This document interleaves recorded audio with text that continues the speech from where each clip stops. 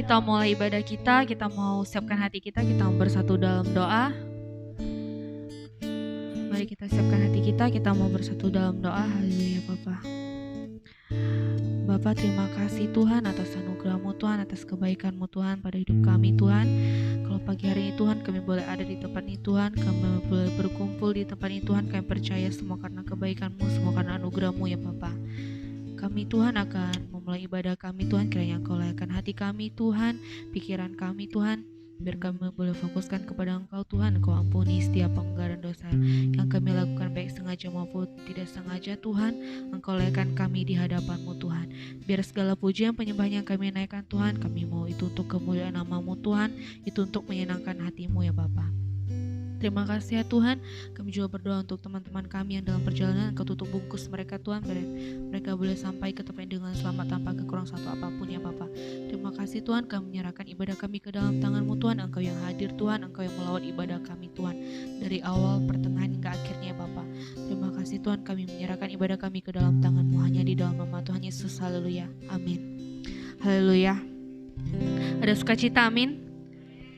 Kita mau angkat pujian, kita mau bangkit berdiri. Haleluya, kita mau angkat pujian.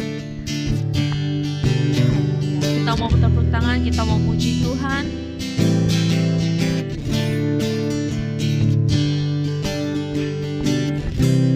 Kita mau katakan, aku ingin selalu berada di hadirat-Mu. Aku ingin selalu, aku ingin selalu berlindung dalam naungan-Mu, di bawah kepak sayap-Mu, di bawah kepak sayap-Mu. Kau bawaku terbang tinggi, melintasi langit biru, bagaikan raja wali. dari awal kita katakan, aku ingin selalu. Aku ingin selalu berada di hadirat-Mu. Aku ingin selalu berlindung dalam naungan-Mu, Di bawah kepak sayap-Mu, di bawah kepak sayap-Mu.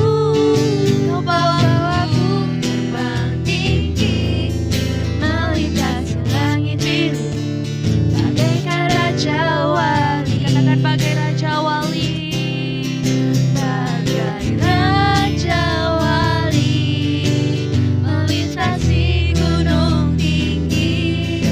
Bagai raja wali, Melintasi badai, melintasi badai hidup. Di bawah kepak sayap-Mu, kau bawaku terbang tinggi, melintasi langit biru, bagaikan raja wali. katakan bagai Raja Wali. Bagai raja wali, melintasi gunung tinggi. Bagai raja wali, melintasi badai hidup. Di bawah kepak sayap-Mu, kau bawaku terbang tinggi, melintasi langit biru, bagaikan raja wali. Sekali lagi jemaat Tuhan, katakan bagai Raja Wali.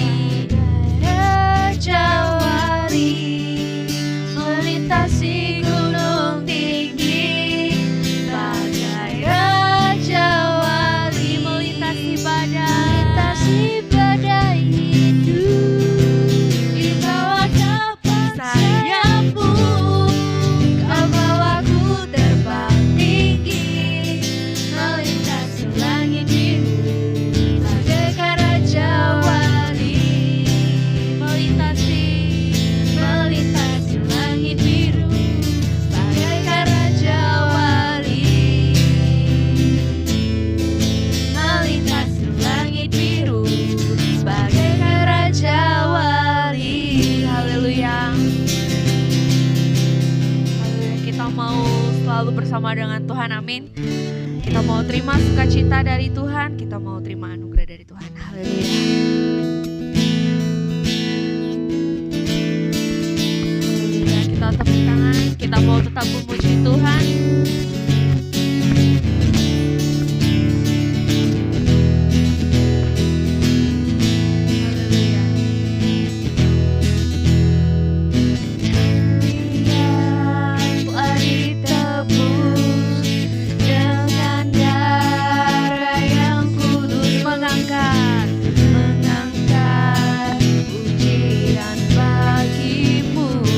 Bait kudus-Mu, kami bait kudus-Mu sebagai bukti karya menyatakan Kau besar dan hidup, Kau besar dan hidup, berlari sampai tujuan, berlari sampai tujuan, mendapatkan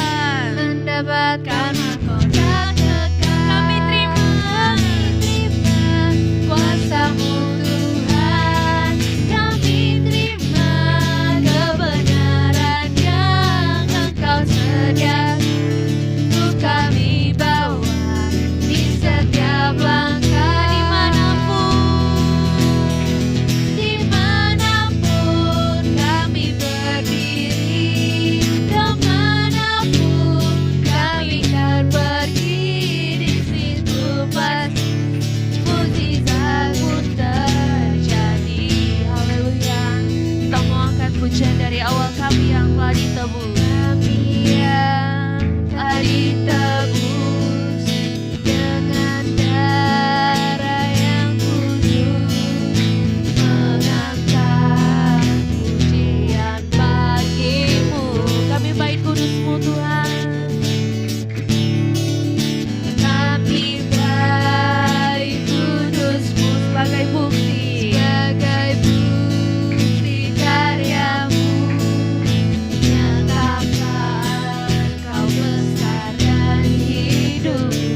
sampai tujuan, berlari sampai tujuan, mendapatkan mahkota kekal. Kami terima kuasa-Mu Tuhan, kami terima kebenaran yang Engkau sediakan untuk kami bawa di setiap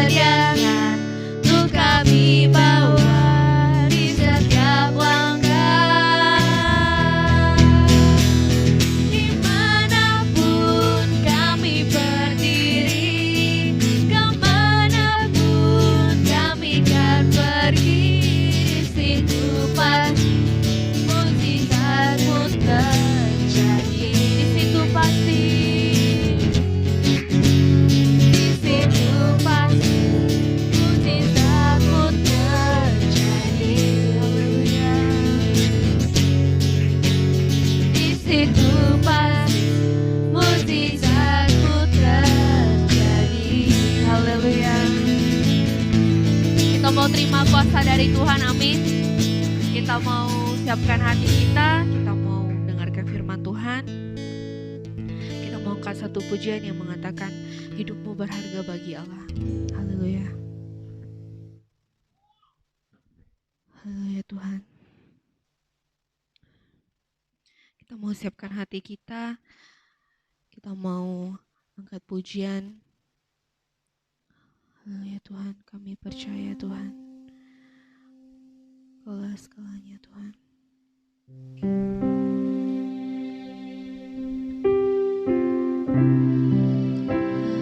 Tuhan.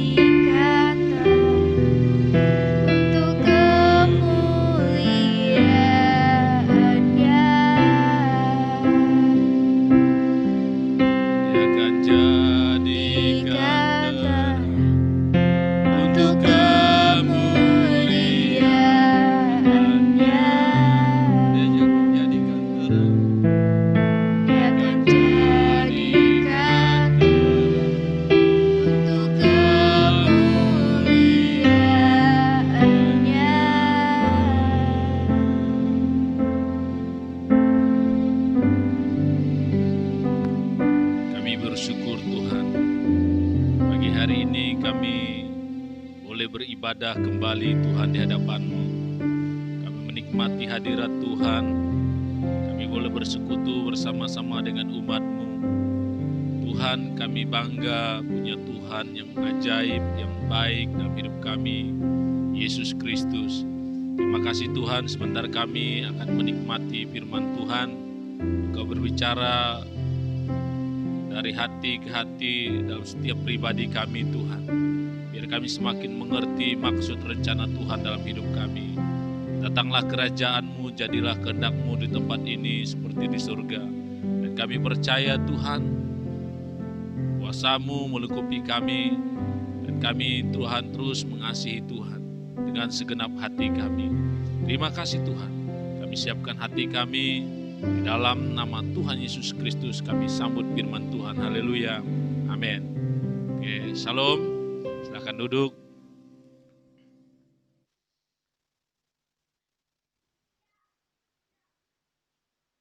Ya, Bapak Ibu, terima kasih buat kepercayaan hari ini boleh kembali melayani jemaat GPKDI Pontianak ya.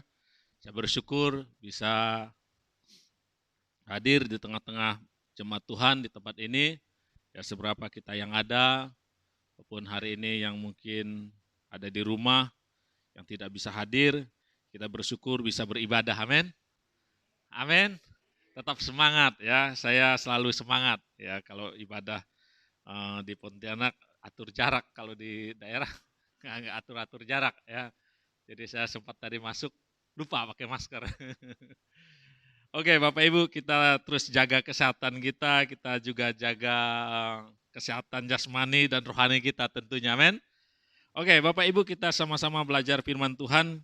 Kita buka di dalam 1 Korintus pasal 3 ayat yang ke-10 sampai ayat yang ke-17.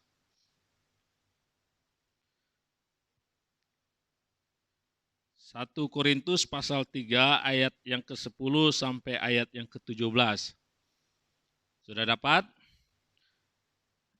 Kalau sudah dapat semuanya, kita baca bergantian ya, atau bergiliran. Saya baca ayat yang ke-10, nanti jemaat Tuhan baca ayat yang ke-11 dan seterusnya. Dasar dan bangunan. Sesuai dengan kasih karunia Allah yang dianugerahkan kepadaku, aku sebagai seorang ahli bangunan yang cakap telah meletakkan dasar, dan orang lain membangun terus di atasnya. Tetapi tiap-tiap orang harus memperhatikan bagaimana ia harus membangun di atasnya. Ayat 11.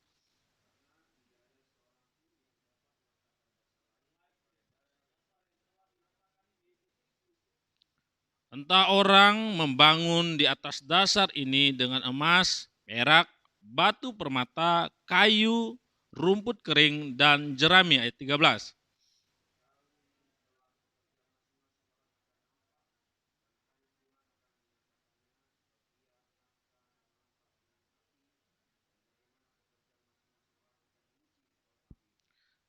Jika pekerjaan yang dibangun seorang tahan uji, ia akan mendapat upah.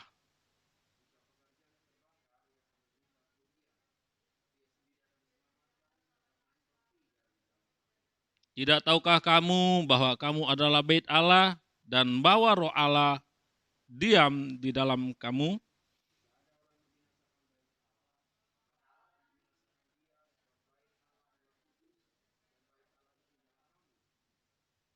Oke, Bapak Ibu sampai di situ.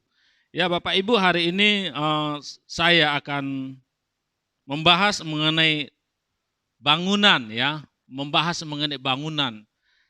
Saya bukan ahli bangunan, kalau orang bertukang bukan ahli bangunan. Tetapi kalau kita baca di ayat demi ayat tadi di dalam 1 Korintus, jemaat Korintus adalah jemaat yang suka berselisih sebenarnya ya.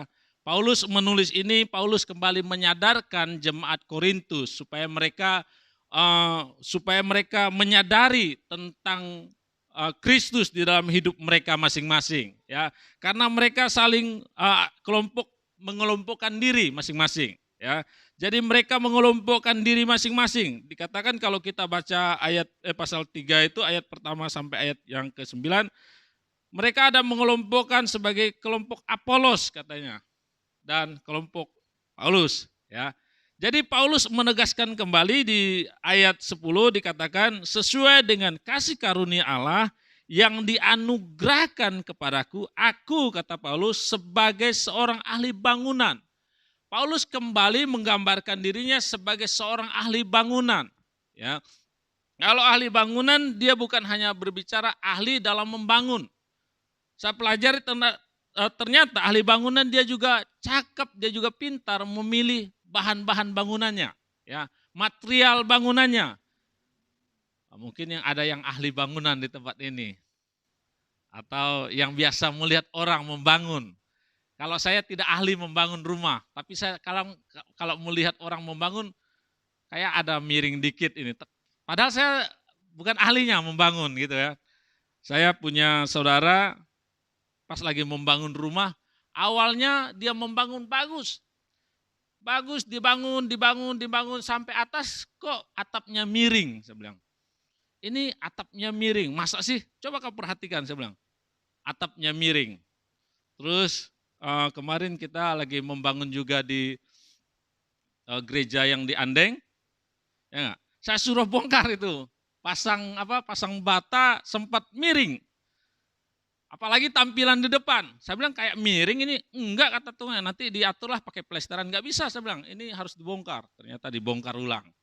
Sempat dibongkar ulang. Ya. Jadi Bapak Ibu, Paulus di sini dikatakan, aku seorang ahli bangunan yang telah meletakkan dasar dan orang lain membangun terus di atasnya. Tetapi tiap-tiap orang harus memperhatikan bagaimana ia harus membangun di atasnya.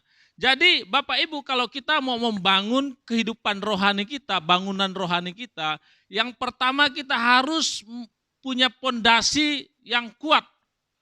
Dikatakan Paulus meletakkan dasar. Tentu bangunan tidaklah kuat kalau tidak ada pondasi yang kuat. Amin. Bangunan kalau kita lihat bangunan kok bisa kokoh, tentu pasti pondasinya kuat dan kokoh. Kita sebagai anak Tuhan, kita harus pondasi iman kita adalah Kristus. Amin. Pondasi bangunan rohani kita adalah Kristus. Kita tidak meletakkan pondasi kita kepada hal-hal yang lain, tetapi harus kepada Kristus. Makanya Paulus menegaskan dikatakan, tetapi tiap-tiap orang harus memperhatikan bagaimana ia membangun di atasnya, ayat 11, karena tidak ada seorang pun yang dapat meletakkan dasar lain daripada dasar yang telah diletakkannya, yaitu Yesus Kristus. Jadi Paulus mengingatkan jemaat Korintus bahwa mereka harus meletakkan dasar bangunan iman mereka kepada Kristus. Ya. Jadi jangan kita meletakkan dasar bangunan kita kepada hal-hal lahiriah. Tetapi kita harus meletakkan dasar atau pondasi bangunan rohani kita kepada Kristus. Kita percaya bahwa ketika kita kenal Kristus, kita sudah menerima Yesus sebagai Tuhan dan Juru Selamat. Amin. Itulah pondasi awal kita. Yang tidak bisa digantikan oleh pondasi-pondasi yang lain lagi. Kalau kita ganti, nanti gampang ketika kita bangun sebuah rumah rohani kita, itu gampang roboh.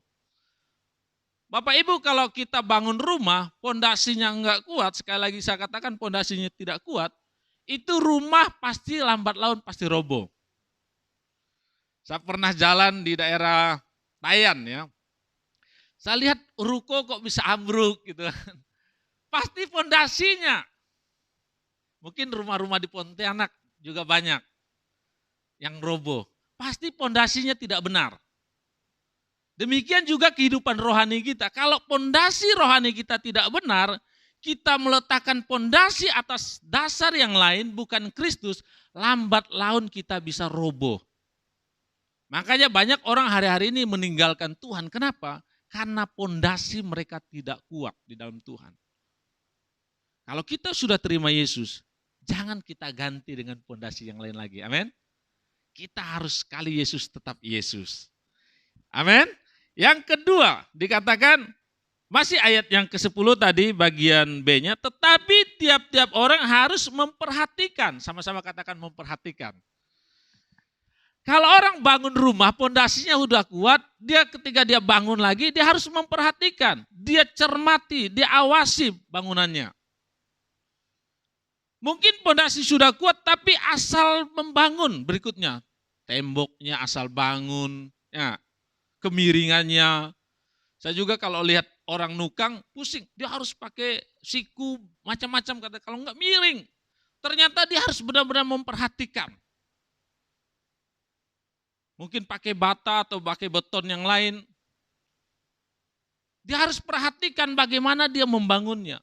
Demikian juga halnya dengan rohani kita, Bapak Ibu. Setelah kita terima Yesus sebagai Tuhan dan Juru Selamat, kita harus memperhatikan bangunan kita. Benar nggak kita bangunan kita terus kita bangun dengan baik? Nah, di gereja mungkin ada pembinaan, ayo kita ikuti. Supaya kita tahu arah bangunan kita kemana. Jangan sampai kita sudah ada pondasinya yang kuat, ya udah saya udah terima Yesus sebagai Tuhan dan Juru Selamat, ya udahlah cukup.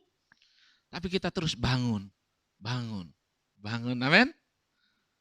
Kita harus bangun, kita mempercantik bangunan kita mempercantik bangunan rohani kita. Lewat pembinaan, lewat baca Alkitab di rumah, mungkin kita dengar pujian-pujian rohani, kita terus bangun supaya lebih bagus lagi, tampilannya lebih bagus lagi.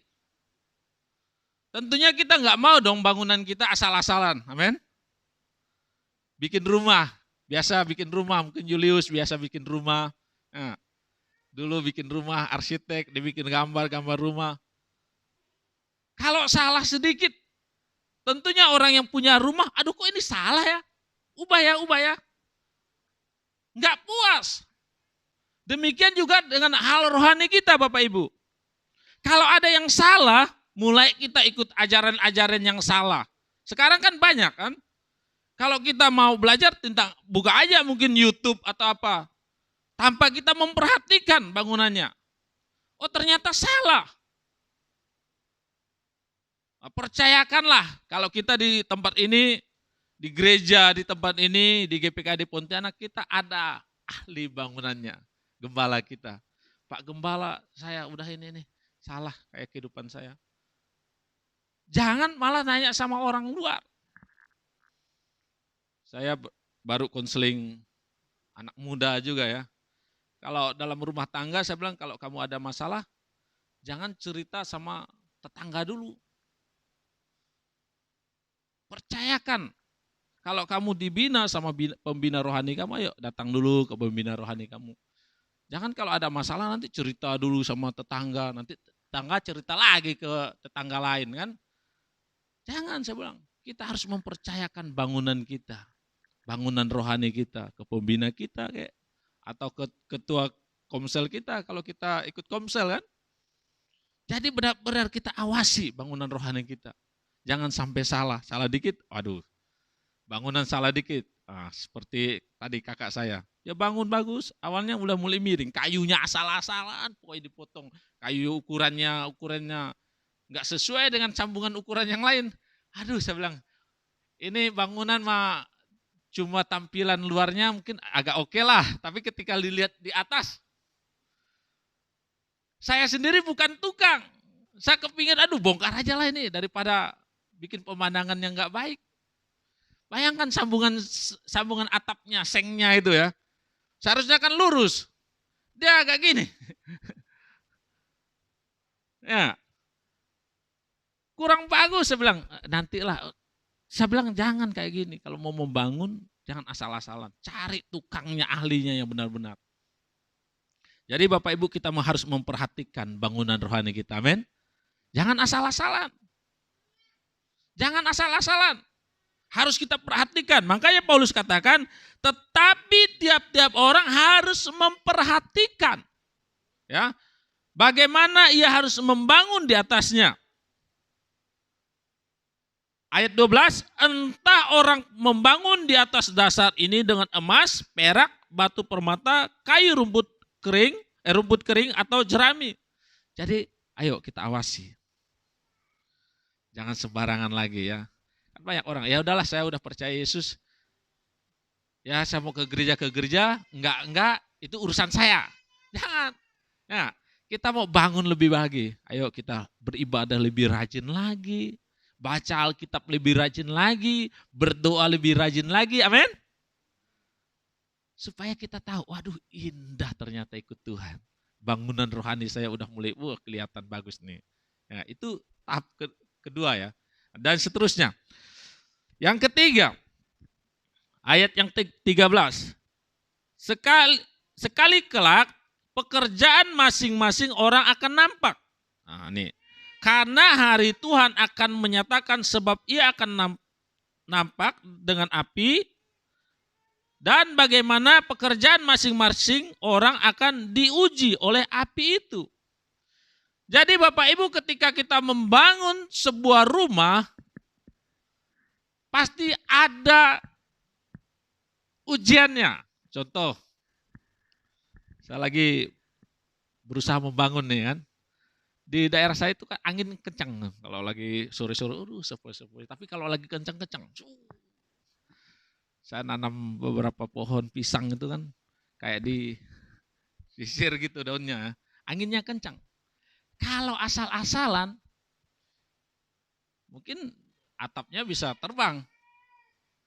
Nah, jadi ada ujiannya.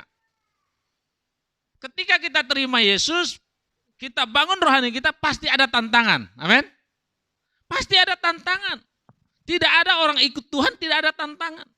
Pasti ada tantangannya. Itulah ujian iman kita. Apakah kita terus akan tetap membangun atau kita mau undur? Ya udah, sampai di sini aja. Tidak ada orang yang tidak kalau orang ikut Tuhan tidak ada yang tidak ada tantangan. Pasti semuanya ada tantangan. Siapa yang tidak ada ujian atau tantangan di tempat ini? Angkat tangan. Pasti, benar nggak Ibu Desi ya? Banyak tantangan. Mungkin ketika kita awal terima Yesus, mulai keluarga kita melarang. Oh janganlah ikut Tuhan. Ya, mulai kita serius ikut Tuhan, ada lagi tantangannya. Aduh kok ada masalah ini lagi, masalah ini. Ini belum selesai, udah ada lagi muncul satu. Tapi kita katakan, saya mau iring Yesus. Amin. Saya mau iring Yesus. Sampai di sini aja, atau gitu. Nah, sampai selama-lamanya. Meskipun nggak susah-susah banget lah. Ya. Kita nggak mau punya tiap susah gitu kan, nggak. Mungkin ada tantangan, ada ujian. Kita mau tetap cinta Yesus. Amin. Laguku mau cinta Yesus kan. Meskipun badai silih berganti. Benar tuh. Badai loh. Bukan angin lagi sepoi-sepoi. Badai. Tantangan yang berat itu. Tapi kita mau tetap iring Yesus. Amin. Supaya orang lain, wow. Melihat, ini ikut Tuhan. Ada badai, dia tetap kuat. Siapa dulu dong Tuhannya. Amin. Pondasinya dong. Bangunannya dong saya tata. Orang lain akan mengagumi, wah saya mau ikut Tuhan lebih sungguh-sungguh lagi. Orang lain termotivasi jadinya. Tapi kalau kita ikut Tuhan asal-asalan, bangunnya asal-asal, pondasinya ya udahlah. Ya, ketika ada tantangan kita undur, saya nggak mau ikut Tuhan lagi, saya nggak mau beribadah lagi. Percuma saya beribadah. Orang lain juga kan, aduh kalau gitu saya nggak mau ikut Tuhan deh. Tapi ketika kita, wah ikut Tuhan sungguh-sungguh, ada badai, ada tantangan.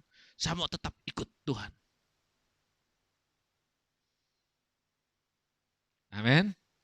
Di tempat ini saya percaya pasti kuat semuanya. Amin. Oke. Kita pasti ada ujian dikatakan. Bangunan itu kalau tahu bangunan itu kuat atau enggak, pasti ujian. Angin kayak. Ya. Di tempat saya kemarin sempat listriknya padam. Ada petir, punya abang saya hancur tuh, meterannya, bolanya putus semuanya, hancur. Terus stop kontaknya juga pecah. Nah, kena petir. Coba kalau rumahnya juga nggak kuat. Ya. Atau dia bilang, udahlah saya nggak mau tinggal di sini lagi, ada petir. Sayang dong, ya. Kita sekali ikut Yesus selamanya, amin. Ada tantangan, biasa. Itu akan mendewasakan saya. Itu akan membuat saya terus semangat cinta Tuhan. Amin. Oke, dan yang terakhir. Ayat yang ke-16. Tidak tahukah kamu bahwa kamu adalah apa? Bait Allah, dan bahwa Roh Allah diam di dalam kamu. Ini Paulus menyadarkan jemaat Korintus. Wah, mereka berselisih. Kata Paulus, lu gak sadar ya dalam diri kamu ada Roh Tuhan. Jadi Bapak Ibu, sebagus apapun bangunan, kita harus menyadari bahwa di dalam diri kita ada Roh Tuhan. Jadi kita gak main-main. Sama seperti rumahnya udah bagus, cantik, waduh rumahnya keren, harganya mungkin miliaran. Ternyata di dalamnya bau. Ya gak? Dijual rumah 1 miliar, masuk pembelinya. Kok ini bau ya rumah ya, bau busuk. Mau kayak gitu. Kita udah bagus. Kita harus menyadari di dalam diri kita ada Roh Kudus. Makanya jangan main-main ya. Ikut Tuhan. Ada Roh Kudus di dalam diri saya nggak main-main. Amin. Ada nilainya yang luar biasa, yang tidak bisa digantikan dengan hal yang lain. Jadi ketika kita bangun rumah, semuanya udah bagus, di dalam perabotnya udah bagus, ketika orang masuk, wow. Mau jual berapa ya Pak Ali ya? 2M. Udah cash lagi kan, tanpa tawar-menawar. Karena dia ketika masuk ada udah nyaman. Tapi kalau tampilannya bagus, dari luar bagus, postingannya bagus, sekali masuk, agak bau busuk ya di dalamnya. Ya, belum ditawar, belum apa, nggak jadi. Karena di dalamnya kurang bagus. Jadi jangan sampai kita casingnya aja ya nggak. Wah tampilannya bagus, di gereja haleluya gitu kan. Tapi ketika di luar,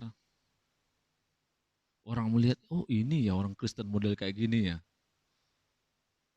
Perkataannya tidak dijaga. Kenapa? Dia tidak menyadari dalam dirinya ada Roh Kudus. Jemaat Korintus berselisih. Paulus tegaskan, kamu adalah bait Allah. Paulus menegaskan dalam diri kamu ada Roh Tuhan. Jangan main-main. Amin. Ya anak-anak muda jangan main-main. Di dalam diri kamu ada Roh Tuhan. Kita semuanya di tempat ini, ya jemaat Tuhan. Dalam diri kita ada Roh Tuhan. Jangan main-main. Makanya saya kalau lagi biasalah istri kalau lagi bikin kesel itu, aduh, tapi kita sadar, aduh, Tuhan terima kasih buat istri yang cantik gitu kan. Karena kita menyadari di dalam diri kita Roh Kudus. Ya, masa kita mau tempeleng istri, tempeleng anak-anak kita, marah-marahin kata-kata kasar.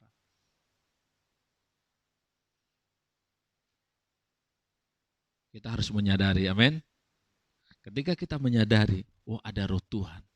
Saya ini orang hebat. Ada kuasa Tuhan dalam diri saya. Ya enggak? Ada kuasa Tuhan. Saya enggak mau main-main lagi ikut Tuhan.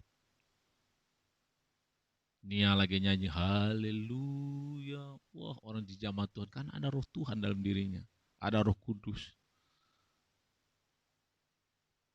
Semuanya di tempat ini ada Roh Kudus. Amin.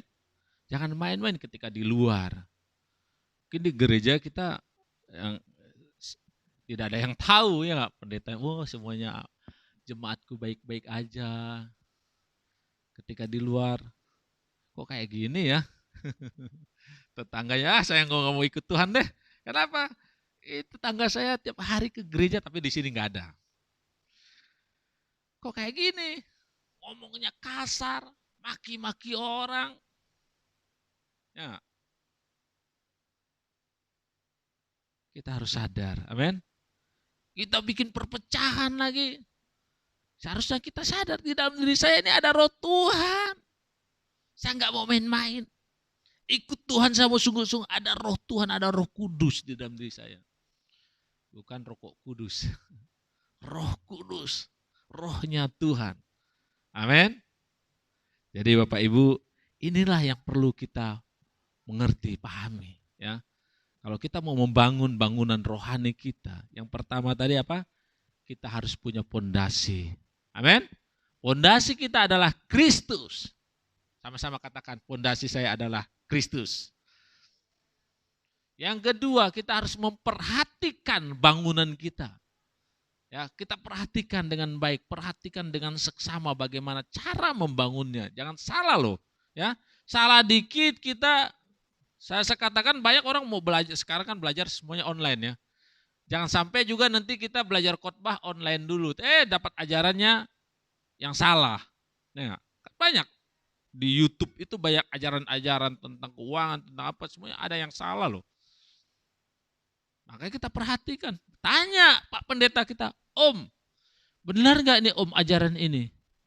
Jangan kita main makan aja, oh iya, ternyata salah. Bahaya itu.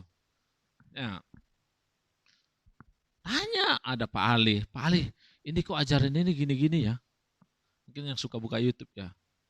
Karena benar nggak nih Pak Ali ya? Tanya Om Ali. Om Ali bilang, oh iya benar. Kalau salah pasti Om Ali kasih tahu. Itu yang kedua, memperhatikan. Dan yang ketiga, membangun pasti ada tantangan, ada ujian, ya. Kita nggak bisa katakan, oh rumah saya kuat, tanpa ada angin dulu, ada badai, ada tantangan. Nah, sama seperti yang di dalam Matius kan, ada dua macam dasar itu, membangun rumahnya di atas dasar pasir, di atas dasar batu. Yang kuat itu di mana? Di batu kan, batu karang berbicara tentang Yesus. Pasti ada tantangan, ada badai katanya. Wah, yang ketahuan dibangun di atas dasar batu pasti kuat. Di atas dasar pasir pasti cepat hancur, ya. Jadi perhatikan, ada ujian, ya. Ada ujian, ada tantangan. Dan yang tiga, kita harus sadari di dalam diri kita ada roh Tuhan. Amin. Di dalam bangunan diri kita udah cantik semuanya, casingnya udah bagus, tapi kita harus juga sadari di dalam diri kita ada roh Tuhan. Oke, Tuhan Yesus memberkati kita. Mari kita berdoa. Haleluya Tuhan. Bapa, kami bersyukur buat firman-Mu yang dahsyat, yang luar biasa. Terima kasih Roh Kudus buat kehadiran-Mu. Kau tinggal di dalam hidup kami. Dan kami mau terus Tuhan menyadari bahwa diri kami adalah orang-orang yang hebat. Kami dibangun atas dasar Kristus. Kami dibina, kami dibentuk Tuhan. Supaya kami memperhatikan bagaimana bangunan rohani kami. Dan ketika ada tantangan kami tidak gampang roboh. Ujian pasti ada, tantangan pasti ada. Tapi kami mau katakan kami tetap mencintai Tuhan. Dan kami menyadari Tuhan di dalam diri kami ada roh Tuhan. Yang tidak bisa digantikan. Roh yang ada dalam diri kami lebih besar daripada roh yang ada di dalam dunia ini. Terima kasih buat firman-Mu, kami mencintai firman-Mu Tuhan. Kami mencintai Engkau Roh Kudus. Ajar kami terus, semakin hari mengasihi Tuhan. Di dalam nama Yesus kami berdoa dan mengucap syukur. Amin.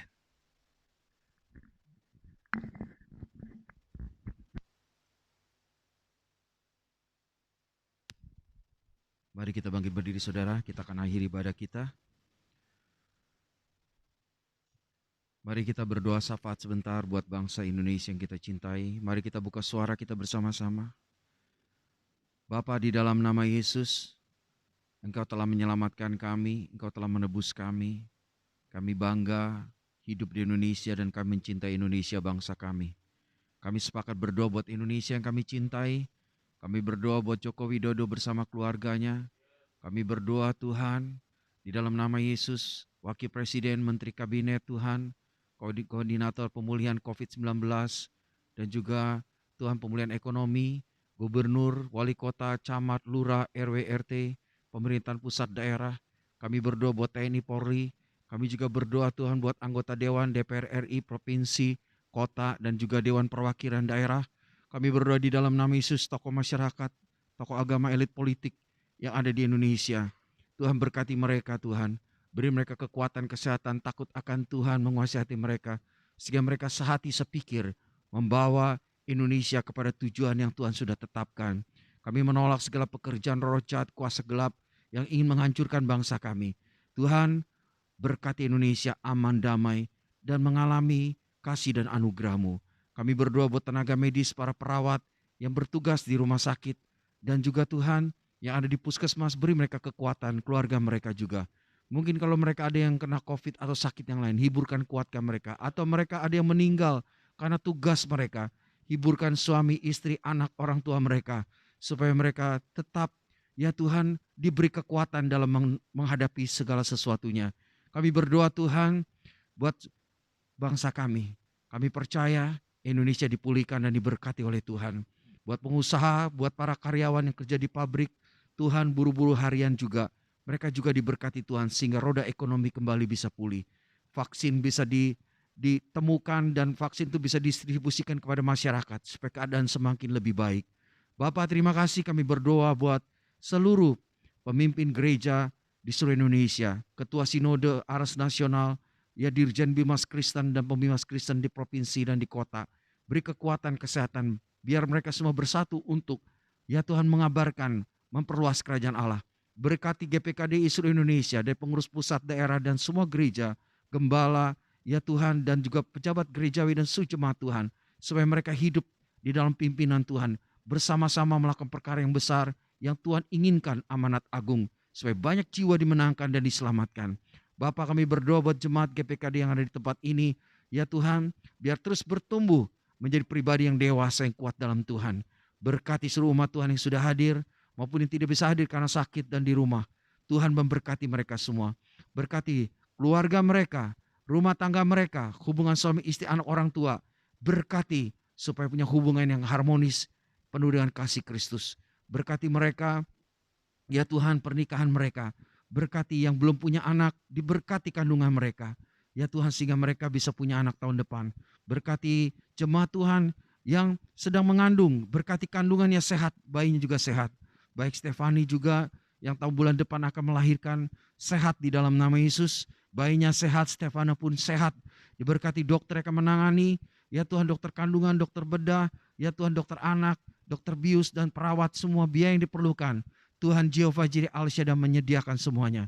Berkati mereka siap untuk menjadi calon ibu dan calon ayah. Partasius juga. Berkati Julius juga, berkati juga Lucy, kandungan anak kedua juga sehat. Bayi juga sehat, bertumbuh dengan sempurna. Dan berkati semua kebutuhan mereka. Berkati umat Tuhan dalam usaha pekerjaan mereka. Mereka mengalami terobosan-terobosan Tuhan. Meskipun situasi yang sulit, tapi pemeliharaan kebaikan Tuhan nyata dalam hidup mereka. Berkati umat Tuhan, dalam sekolah mereka, kuliah mereka berhasil. Sebagai pegawai negeri, pegawai swasta, ya sebagai pedagang, diberkati mereka. Mereka melihat bagaimana tangan Tuhan menuntun mereka. Seperti Tuhan menyertai Abraham, Ishak, dan Yakub. Demikian Tuhan menyertai umat Tuhan juga dalam semua yang mereka kerjakan. Dan mereka menjadi berkat bagi keluarga, bagi gereja, dan bagi banyak orang. Bapak, terima kasih buat umat Tuhan yang sakit jamah. Kesembuhan mujizat telah terjadi bagi mereka. Bagi Pak Akeng, terima kasih Tuhan telah sembuhkan dia. Pengli, Mama Pengli, Joko, Papa Joko juga Chunmeng. Bagi Asuk Ahang, bagi Mama Yesika, ya Tuhan, bagi Johan, bagi Raymond, ya Tuhan, yang sakit Tuhan di rumah sakit. Bagi, ya Tuhan, bagi Om Kim Hin, dan bagi semua yang sakit. Bapak Santi juga, lawat mereka. Mujizat kesembuhan terjadi. Kekuatan dari Tuhan mereka alami. Sehingga mereka tidak putus asa. Mereka terus percaya dan memandang pada Tuhan. Mereka memegang janji Tuhan. Dan janji Tuhan digenapi dalam hidup mereka. Mujizat terjadi, kelepasan terjadi, kesembuhan terjadi bagi mereka. Terima kasih Tuhan. Umat Tuhan bergumul masalah pasangan hidup. Tuhan buka jalan sehingga mereka dipertemukan oleh Tuhan mendapat pasangan hidup Ya calon suami, calon istri yang baik, yang mengasihi Tuhan dan takut sama Tuhan. Terima kasih Bapa, kami melihat mujizat-Mu terjadi bagi Tuhan. Yang mencari pekerjaan Tuhan, menuntun mereka dapat pekerjaan terbaik, tidak menghalangi mereka tetap setia beribadah, tetap setia melayani Tuhan. Terpujilah nama-Mu selama-lamanya. Berkati semua yang sudah melayani pagi ini. Berkati Tuhan Nia dan seluruh tim PW. Berkati Karen Debbie, berkati Pak Amir juga sudah melayani keluarganya, pelayanannya. Apa yang dikerjakan Tuhan berkati, berhasil dan dimuliakan. Tuhan dimuliakan lewat hidupnya. Mari kita angkat tangan kita saudara. Saudara yang dikasih Tuhan, setelah ibadah selesai engkau pulang. Dan terimalah seluruh berkat ini. Tuhan memberkati engkau dan melindungi engkau. Tuhan menyinari engkau dengan wajahnya dan memberi kau kasih karunia. Tuhan menghadapkan wajahnya kepadamu dan berikan kau damai sejahtera. Pulang dan terimalah seluruh berkat ini yang berlimpah-limpah dalam semua hal yang Bapa sediakan bagimu. Kasih sayang dari Tuhan Yesus, persekutuan dengan Roh Kudus, menuntun, menyertai, menguatkan, meneguhkan kau bahwa kau berhasil dan bertumbuh menjadi pribadi yang dewasa seperti Yesus sehingga kau siap menjadi mempelainya Allah menanti kedatangan Yesus kedua kali. Maranatha, Tuhan Yesus datang kembali. Dalam nama Tuhan Yesus setiap kita percaya berkata, amin. Tuhan berkati, shalom, selamat pagi.